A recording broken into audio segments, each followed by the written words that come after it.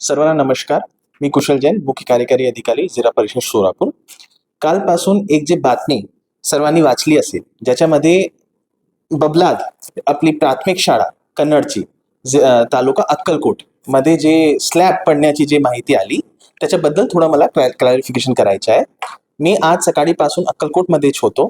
तिथे जे परिस्थिती आहे त्याच्यामध्ये काय झाला की आपली जी बबलाद शाळा आहे तिथे काल सुमारे 12 ते 1 दरम्यान आपले मुला मुली तिकडे खेळत होते आणि खेळताना त्यांनी जे आपले सीलिंग मध्ये जे हुक्स असते, हुक्स मध्ये त्यांनी साडीची डोर बांधून तिथे एक झोका बांधला होता आणि ते तिथे झुलत होते.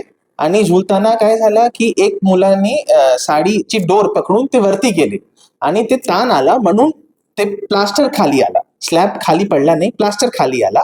आणि हा इन्सिडेंट मध्ये जवळपास 13 मुले आणि 2 टीचर्स असे एकूण 15 लोकांना थोडीशी मार लागली. नंतर आमचे बीडीओ, आमचे THOनी सगळ्या लोकांना ॲम्ब्युलन्स मध्ये घेऊन रुग्णालयामध्ये घेऊन गेले आणि तिथे 15 पैकी 13 लोकांना लगेच किरकोळ हे दवाई देऊन त्यांना परत केला, डिस्चार्ज केला.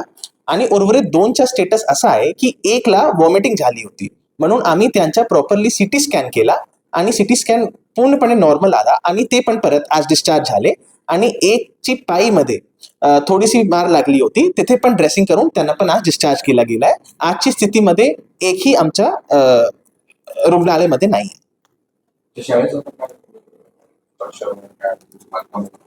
बबला जे शाळा आहे इथे जे खोली आहे तिथे जवळपास 10 खोली आहे आणि 10 खोलीपैकी एकही खोली धोकादायक नव्हती.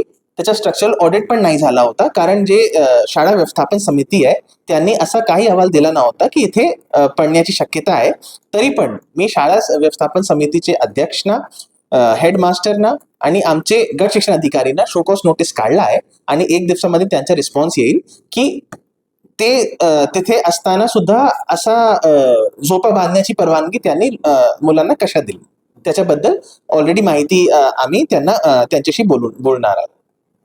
जे मेन शिक्षक आहेत त्यांना जे बाजू दिले त्यांच्यावरच कारवाई व्हायला पाहिजे. नक्की त्यांच्यावरच कारवाई होणार आहे, कारण ते तिथे असताना त्यांना थोडीशी काळजी म्हणजे द्यायची होती की त्यांची प्रेझेन्स मध्ये असे लोकांनी साडीची डोर बांधून, प्रॉपर झोका बांधून तिथे ते कसे खेळत होते.